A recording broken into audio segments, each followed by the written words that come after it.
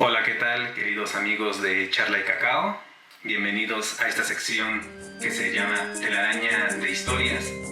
Yo soy Víctor Salazar Velázquez, profesor en Historia, y quiero tratar hoy un tema que es la guerra en Mesoamérica. Este tema es un poco complicado por dos aspectos. El primero de ellos tiene que ver que en Mesoamérica no tenemos a un personaje que haya escrito sobre este fenómeno como se da en el Viejo Mundo.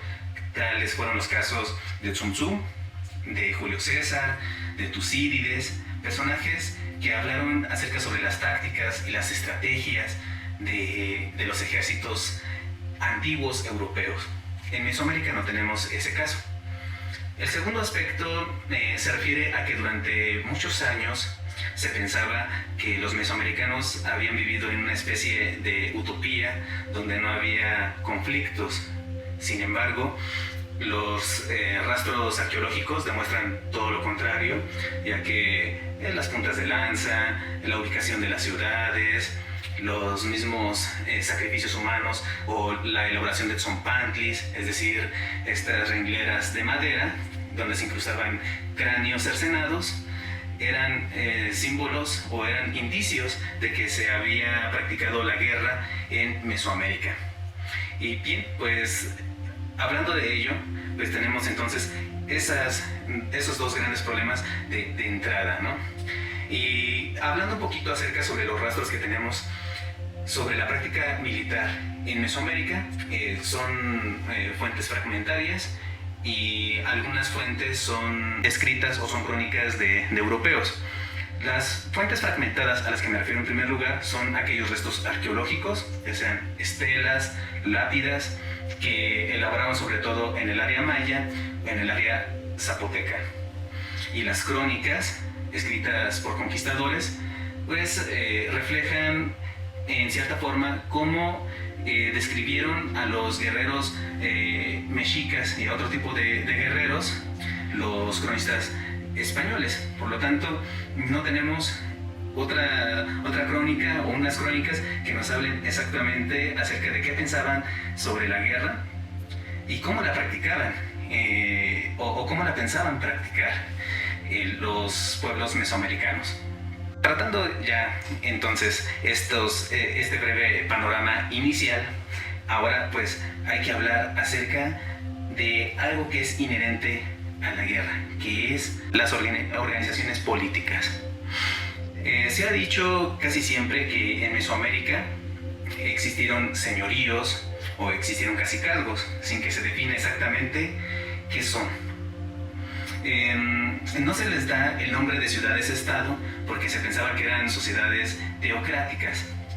Teocrático significaba que el gobernante tenía las funciones administrativas propias o civiles y también tenía funciones religiosas, incluso militares.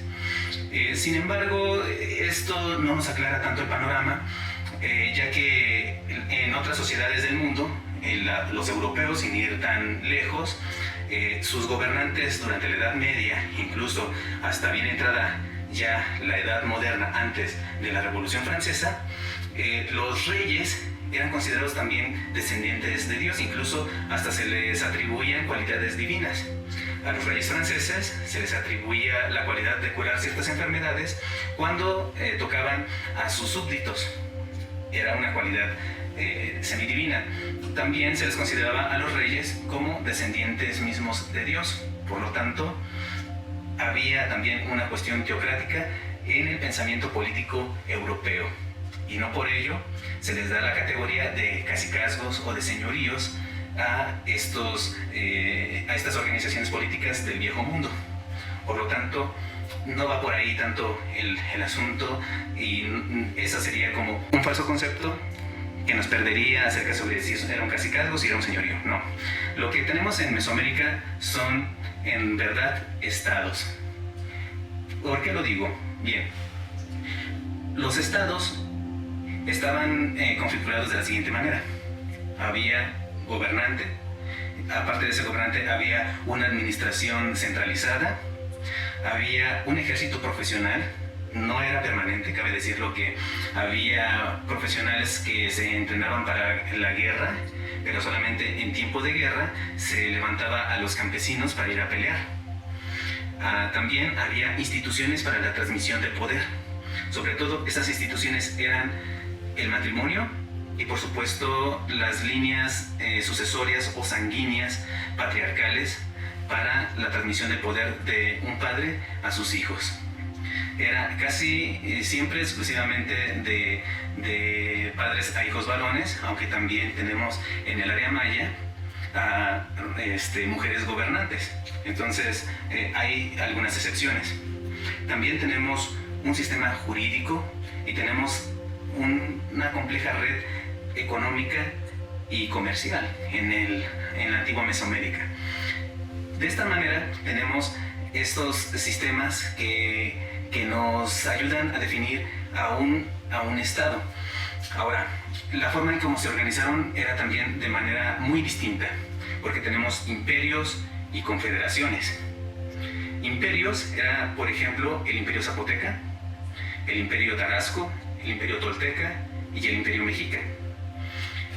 ¿Por qué les llamábamos imperios? Lo que sucede es que los zapotecas de Monte Albán empezaron a dominar a través de la vía armada a sus vecinos, con el objetivo de obtener mayores tierras de cultivo.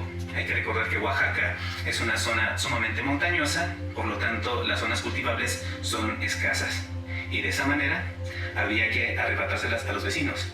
Entonces los zapotecas tuvieron bajo su control a prácticamente lo que hoy es el estado de Oaxaca, y sabemos que en Oaxaca coexisten múltiples grupos lingüísticos. Entonces los zapotecas tuvieron bajo su control a varias naciones con su propia lengua, con sus propias tradiciones. Esto es lo que define a un imperio, ¿sí? Tener un poder centralizado que tiene bajo su control a múltiples hablantes de múltiples lenguas y de múltiples tradiciones. Sucede lo mismo con los mexicas. Los mexicas, quienes tuvieron quizá el imperio más grande de Mesoamérica, también tuvieron bajo su control a múltiples pueblos con diferentes tradiciones. Pero, ¿qué sucedía con el mundo maya? A diferencia de Monte Albán o Tenochtitlán, que eran capitales de imperios, en el área maya no encontramos a una ciudad que se les equipare en esta función. Por supuesto tenemos a grandes ciudades como Tikal, Calakmul, Palenque, Toniná, etc. Pero estas ciudades no fueron nunca la capital del mundo maya. Entonces, los mayas se organizaban a través de confederaciones, que eran grupos de ciudades-estado que entablaban alianzas a través del matrimonio, a través del comercio o por la conquista, ya que también entre los mayas siempre hubo constantes pugnas. Hay guerras muy antiguas y que duraron muchos años. Por ejemplo, la famosa guerra entre Calakmul y Tikal, que duró cerca de un siglo. Empezó aproximadamente en el siglo VI y terminó en el VII después de Cristo. Y cada una de estas grandes ciudades tenía a sus aliados, como he dicho, ya sea a través del matrimonio o a través también de alianzas políticas o a través de la conquista, ya que los mayas, una vez que conquistaban a una ciudad cercana, lo que hacían era despojar a su gobernante de sus insignias de poder. Algunas veces lo sacrificaban, otras no, otras lo que hacían era restituirle sus insignias. Y por supuesto, este gobernante tenía la obligación de proporcionarle ya sea mano de obra, proporcionarle recursos naturales o apoyo con hombres para la guerra a la ciudad que lo había dominado. Ya teniendo en claro estos dos aspectos, hay uno más organizado o que tenemos que tener en consideración para un estado mesoamericano. Y esto se dio únicamente en Tlaxcala. Tlaxcala tenía una especie de senado. El senado de Tlaxcala se caracterizaba porque no existía un gobernante, sino que existía varios líderes que representaban a sus respectivas cabeceras. Entonces, lo que hacían ellos era dirigir el estado en general tomar decisiones con relación al comercio, a la guerra y a lo jurídico. Por ello, entonces tenemos bien definidos 3 clases de estados. Como he dicho, tenemos pues el imperio, la confederación y el senado. ¿Bien? Entonces, teniendo en claro estas formas políticas, las más organizadas, ya que existieron todavía muchas otras más, ya ahorita no vamos a abarcarlas, pues ahora tenemos que ver que estas zonas o estos estados ocupan un territorio y por supuesto tienen recursos naturales que defender y que siempre son ambicionados por sus vecinos. Como he dicho, pues los zapotecas, ellos lo que esperaban era obtener tierras de sus vecinos, y lo que hacían era pues hacer la guerra para obtener tierras cultivables, y aparte de eso, para someter a un pueblo vecino, lo que hacían los zapotecas era anexar la casa noble del vencido a la casa triunfadora.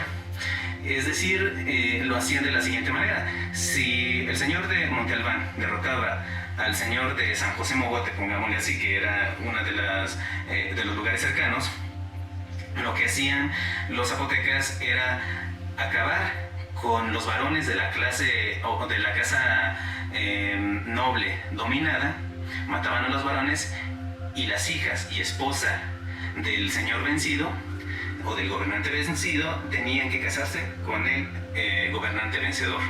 De esa forma, los zapotecas iban ampliando su territorio y por supuesto iban ganándose la lealtad de otros pueblos. No es gratuito que los zapotecas hayan pervivido cerca de un milenio. Su auge fue aproximadamente como del siglo V antes de Cristo al siglo VIII, siglo VII después de Cristo.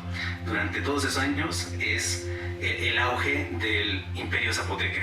Otro de los aspectos es la obtención de mano de obra. Nosotros hoy podemos admirar grandes ciudades hechas de piedra, y como sabemos, en el México antiguo pues no existieron ni animales de tiro y no existieron tampoco herramientas de metal. Por lo tanto, se requería de una extraordinaria mano de obra para realizar todas estas obras públicas. Hoy tenemos simplemente un vago reflejo de lo que fueron estas ciudades, pero pensando en un Teotihuacán que llegó a tener cerca de 22 kilómetros cuadrados, todo pintado, con sus calles bien delineadas, etcétera, pues era cosa de traer a mano de obra de diferentes lugares.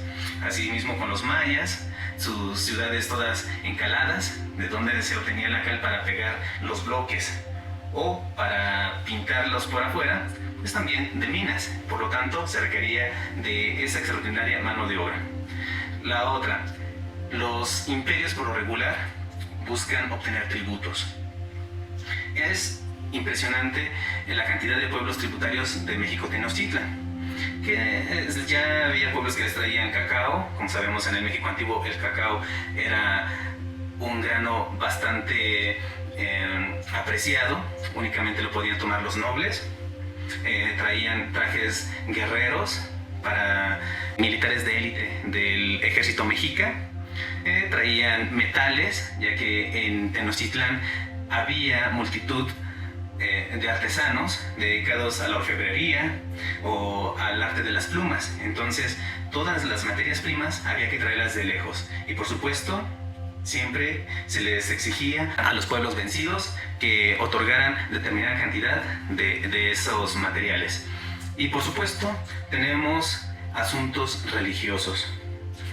No se puede nunca separar la religión de la guerra, sobre todo tampoco en estas sociedades antiguas, mucho menos, ya que, bueno, vamos a considerar, aparte de un panteón o una serie de dioses y rituales dedicados a esta actividad, pues también se hacía la guerra para determinadas ocasiones especiales. Los mayas, por ejemplo, ellos acostumbraban a hacer las guerras venusinas, y las guerras venusinas consistían en que cuando aparecía Venus en forma de estrella de la mañana, era el momento propicio para capturar guerreros y llevarlos a sacrificar para celebrar el enthronamiento de un nuevo gobernante. Ejemplos de ello o descripciones de ello lo vemos en el templo de la Cruz Boleada en Palenque, en donde se describe el ascenso del famoso rey Pacal. Asimismo ocurría con las guerras floridas en Tenochtitlán, aunque en Tenochtitlán no solamente se traían guerreros para celebrar la entronización de un nuevo emperador, sino que se traían también para cuestiones de celebraciones religiosas, por ejemplo, en la fiesta de Xipetotec. En fin, entonces, a grandes rasgos, la guerra en el México antiguo es muy importante, es básica para comprender a estas sociedades. Por lo tanto, hay que echar una nueva mirada hacia estas sociedades y hay que, por supuesto, comprenderlas bajo otra óptica. Número 2, es importante también considerar que la guerra como fenómeno social siempre se ha hecho para obtener recursos o para obtener mano de obra o para expandir un territorio. Por lo tanto, no solamente está esa guerra ofensiva, sino también una guerra defensiva, ¿sí? Porque no solamente están aquellos que tratan de expandirse, sino también aquellos que tratan de contener esa expansión, como era el caso de los tlaxcaltecas en contra de los mexicas, o de los tarascos también en contra de los mexicas, que también pues los tarascos como imperio trataban de expandirse. Y número 3, hay que considerar también que ya en estas fechas en que estamos festejando ya 500 años del primer contacto entre el imperio mexica con los españoles, hace unos días acaba de ocurrir pues también los 500 años de la llamada Noche Triste, y por supuesto el año que viene se cumplen ya 500 años de la conquista de México Tenochtitlán. Es hora de ir como rompiendo como ciertos mitos, como el hecho de pensar que los mexicas consideraban a los españoles como dioses, y de eso pues ya les hablaré en otro video. Espero que tengan una bonita tarde. Yo me despido de ustedes con un rico café. Gracias.